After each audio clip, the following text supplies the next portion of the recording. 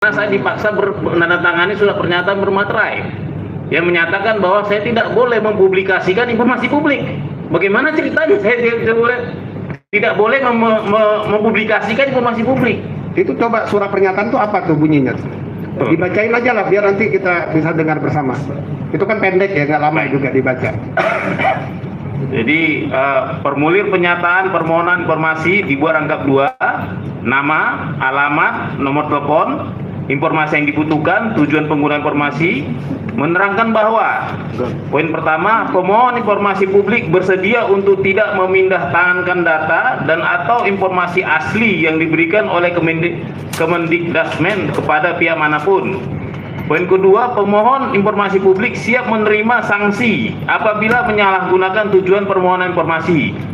Poin ketiga, pemohon informasi publik bersedia menandatangani pernyataan ini di atas materai sejumlah sesuai ketentuan yang berlaku dan bersedia menerima segala konsekuensi hukum apabila melanggar butir-butir pernyataan ini. Jakarta, pemohon informasi bermaterai dibuat di sini keterangan diisi oleh petugas berdasarkan nomor registrasi permintaan informasi publik. Begitu majelis.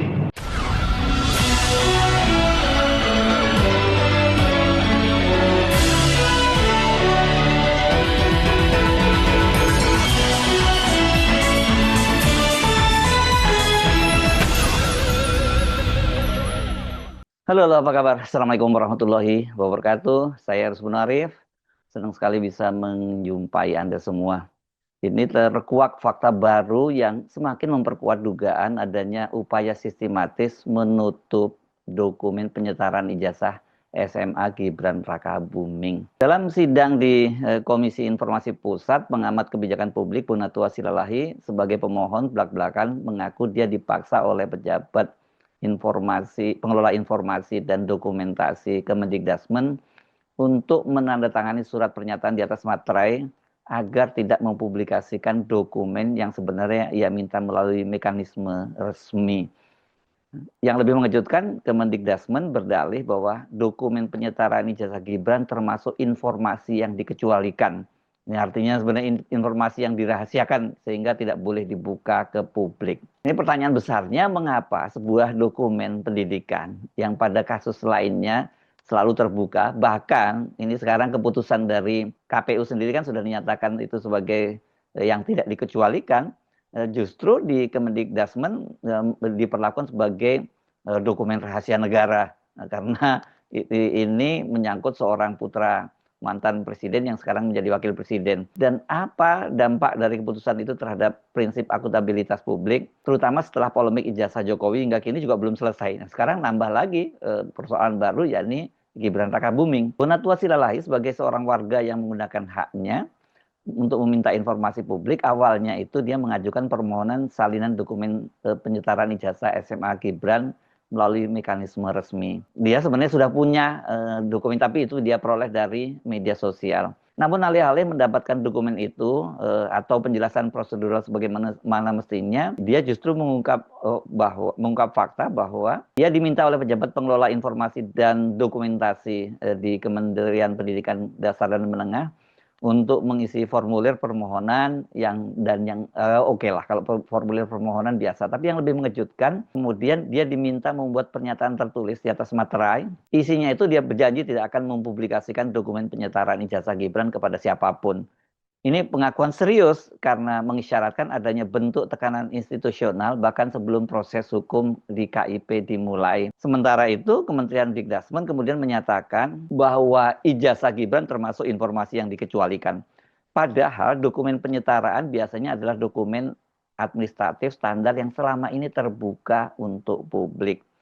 Di sini letak persoalannya, ada perlakuan berbeda ketika dokumen itu menyangkut seorang tokoh politik tertentu, dalam hal ini keluarganya Jokowi. Kenapa kita sebut Jokowi, keluarga Jokowi? Karena ijazahnya Jokowi, dan sekarang ijazah Gibran itu juga termasuk yang dikecualikan. Nah, saya ingin tanya kepada pemohon ini, yang saudara minta itu apakah sama dengan yang dijelaskan itu? Baik. Ini kan berkaitan dengan penguasaan informasi terkait dengan permintaan saudara nomor 2. Uraiannya biar lebih jelas gitu. Silakan. Izin majelis komisioner. Jadi mungkin saya harus terangkan bahwa saya memegang barang bukti resmi surat keterangan ya dari tahun 2019.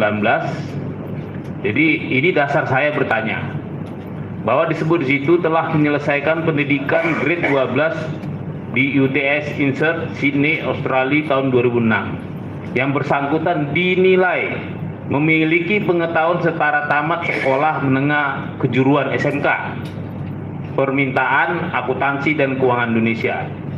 Tentunya saya ingin bertanya, ini ada kalimat dinilai. Apa yang dinilai? Berarti kan dia harus menyerahkan sesuatu yang untuk dinilai. Terus dinilai ini relatif terhadap apa? Berarti ada standar penyetaraan, peraturan perundang-undangan mana yang menyetarakan sehingga keluar bahasa ijazah beliau itu setara dengan SMK kejuruan akuntansi. Iya, maka tadi kan udah ditanya oleh majelis ya peraturan-peraturan yang menjadi dasarnya itu. Oleh karena itu majelis ingin tanya ini kan kita masih berkaitan dengan penguasaan termohon terhadap informasi. Karena ini kan biar bisa dijelaskan. Kalau di sini kan dokumen ya apa tadi dokumen salinan dokumen evaluasi dan notulensi rapat, maka kita uraikan apa saja yang ada di dalam itu, ya kan? Ya. Nah, kemudian sudah terurai nih, ya, ada regulasinya, SOP-nya, kemudian ada alurnya juga tadi yang dilakukan oleh termohon begitu. Nah, apakah itu yang ingin saudara minta gitu loh? Benar, majelis, tapi ya? Ini diperdalam lagi. Nanti diperdalam lagi. Bahwa saya meminta mata kuliah, mata pelajaran apa saja yang disetarakan itu sehingga setara dengan akuntansi dan keuangan di Indonesia. Baik. Ya. Terima kasih. Baik, ya itu tambahan saudara nanti ya, tambahkan. Mata kuliah apa tadi maksudnya? Mata pelajaran SMA ya. Ya, mata pelajaran yang setara dengan SMA. Yang disetarakan sehingga setara dengan SMK Perminatan Akuntansi dan Keuangan Indonesia. Baik. Ada tambahan lagi, saudara? Begini, tadi kami sudah membacakan surat resmi ya yang didapat langsung. Ini kan ada, makanya itu berhubungan sebenarnya. Ini kita kan baru bicara nomor 2. Saya aja hubungkan dengan yang nomor 1. Di sini dinyatakan bahwa yang bersangkutan telah menyelesaikan pendidikan grade 12. Artinya kan dia punya referensi. Kok bisa menyebabkan itu? Nah, surat yang didapatkan sehingga keluar keterangan ini itu dipunyai apa tidak? Dokumen yang dari sononya dari sekolahnya ini. Ini penting sekali ya. Ini kenapa kalau memang ada, kenapa surat keterangan bukan ijazah itu, keterangan itu yang dapat langsung dari SMA itu yang diberikan? Kan agak aneh. Soalnya ini kan mereferensi sesuatu yang ada dikuasai. Ini kan telah menyelesaikan pendidikan grade 12 di UTS Insert kan begitu. Nah, berarti kan ada dokumen pendukung ini yang sehingga terjadilah wording ini, ketentuan ini. Ya itu. Baik, jadi ya, ini sebenarnya udah masih nyambung dengan notulen rapat dan sebagainya, ini pasti itu pun dibicarakan. Ya. Nanti ada mekanismenya saudara ya, untuk memperdalam itu ya. Punya nggak referensi sehingga surat ini keluar. Ya. Dan surat ini agak aneh sih sebenarnya. Tapi oke lah. Itu udah masuk substansi, Pak. Nanti kita akan perdalam lagi. Ya. Kita lagi mengurai apa yang dimaksud dengan permintaan nomor 2 itu dari saudara. Itu maksudnya ya. Apa? Baik. Nanti saya akan memperdalam itu nantinya. Iya, gitu. Izin majelis komisioner ya. Izin ya, saya tambahkan sedikit. Tadi dari yang dijelaskan oleh termohon tadi, dari mulai dasar, kemudian dasar dilakukan penilaian sehingga keluar surat keterangan, yaitu didasarkan pada 2 dokumen ya, yaitu dokumen identitas pemohon atas nama Gibran Raka Buming Raka, kemudian dokumen identitas akademik yang didapat dari luar negeri ya, betul ya. Kemudian itu dimasukkan lewat aplikasi, kemudian dari situ keluarlah hasil penilaian dari tim penilai. Kemudian dari tim penilai ini diberikan kepada pimpinan untuk diterbitkan surat keterangan yang kami minta di poin nomor 1, betul ya? Klarifikasi, oke. Nah, yang ingin kami minta kejelasan terkait dengan penguasaan informasinya adalah dari tim penilai sehingga keluar surat keterangan kesetaraan pendidikan itu bisa kami akses nggak itu dari tim penilainya? Apakah tim penilai itu memberikan penilaian atas 2 dokumen, yaitu dokumen identitas pemohon dan dokumen identitas akademik yang didapat dari UTS Insert itu? Apakah hanya dalam bentuk lisan saja ataukah memang itu tertulis Iya. di dalam satu dokumen? Karena ini yang sebenarnya kami minta gitu. Kalau memang itu bisa dibuka kepada publik dan itu menjadi bagian dari yang kami mohonkan, tentu ini akan menjadi satu transparansi bahwa salinan surat keterangan kesetaraan pendidikan atas nama Gibran Rakabuming Raka itu tidak dilakukan berdasarkan hasil tim penilaian yang disampaikan kepada pimpinan itu secara lisan, tetapi secara tertulis, sehingga ini bisa dipertanggungjawabkan kepada publik gitu. Jadi kami minta supaya tim penilai itu bukan cuma sekedar checklist ya. Kalau checklist kan ada di dalam aplikasi. Tapi dari hasil checklist dokumen itu kemudian keluar hasil tim penilaian oleh tim penilai. Nah, hasil penilaian oleh tim penilai yang diberikan kepada pimpinan itu apakah hanya dalam bentuk lisan saja?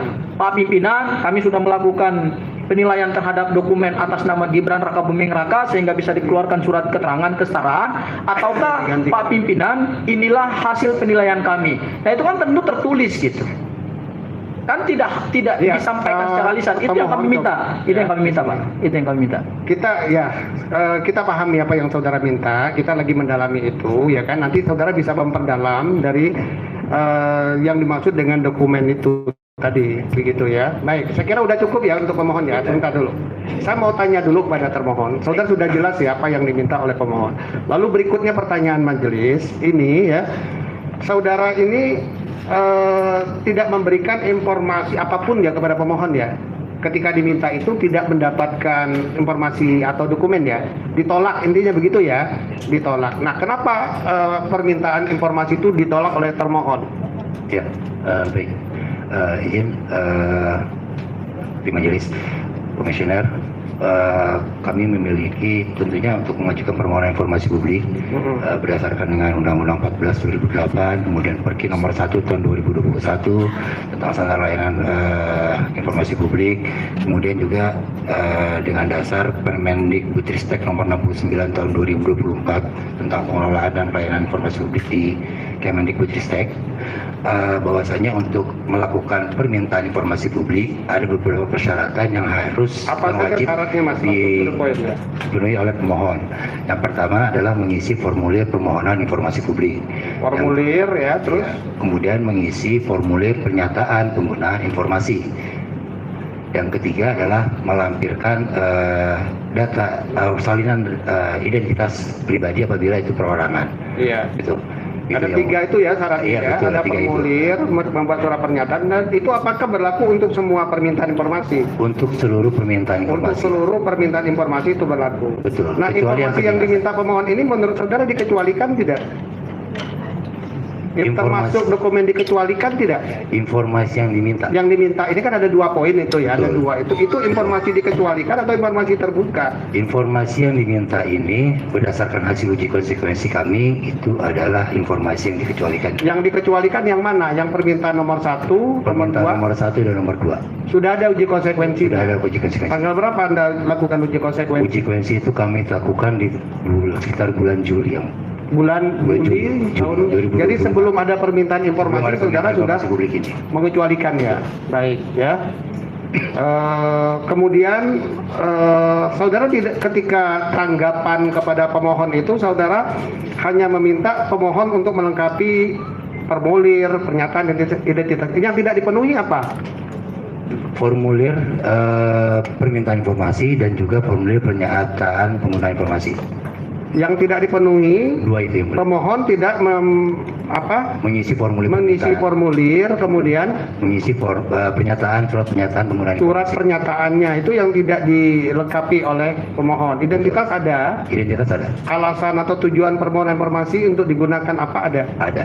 Ada ya, Ada alasan tertulis dalam ada. email tersebut. Ya, cuma yang formulir dan pernyataan yang tidak dilengkapi oleh pemohon. Kemudian apa upaya Anda untuk mendorong agar pemohon melengkapi itu? Tentunya berdasarkan keterangan dari pemohon di tanggal 24 itu kami bersurat mengirimkan email untuk mengisi formulir tersebut. Namun di tanggal 25 pemohon langsung menyatakan menyerahkan keberatan kepada atasan PPID. Baik. Gitu. Itu ya. Keberatannya apa? Saudara. keberatannya itu tadi tidak bersedia mengisi surat pernyataan itu. Tidak bersedia untuk mengisi surat pernyataan. Betul. Ya. Baik, tapi saudara sudah perlihatkan surat pernyataan. Sudah kami lampirkan juga di dalam email tersebut. Lampirkan Ya. di dalam SOP itu, kemudian oleh pemohon tidak dilengkapi begitu. Betul. Ya. Kemudian pemohon mengajukan keberatan. Jadi alasan saudara itu tidak memberikan informasi karena pemohon tidak melengkapi ini. Betul. Ya, tetapi kemudian informasi itu dikecualikan ya Betul. oleh saudara ya, baik pada permintaan nomor 1 maupun permintaan nomor 2. Selanjutnya kepada pemohon ya, apa alasan saudara itu tidak mengisi formulir atau pernyataan dari SOP ya, SOP permohonan informasi dari termohon ini? Apa ada alasan yang bisa saudara jelaskan? Baik, terima kasih Majelis Komisioner. Jadi alasannya sederhana, bahwa saya meminta untuk kepentingan publik dan saya meminta juga atas nama Undang-Undang Keterbukaan Informasi Publik. Namun saudara termohon memaksa saya seakan-akan saya harus punya hubungan perdata antara saya pribadi dengan bukan badan publik, karena saya dipaksa menandatangani surat pernyataan bermaterai yang menyatakan bahwa saya tidak boleh mempublikasikan informasi publik.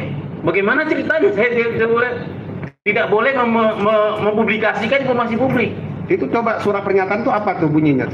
Dibacain aja lah biar nanti kita bisa dengar bersama. Itu kan pendek ya, nggak lama juga dibaca.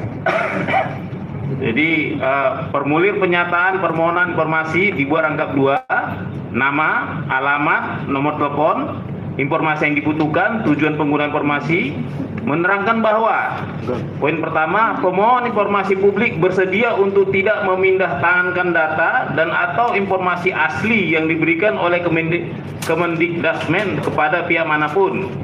Poin kedua, pemohon informasi publik siap menerima sanksi apabila menyalahgunakan tujuan permohonan informasi.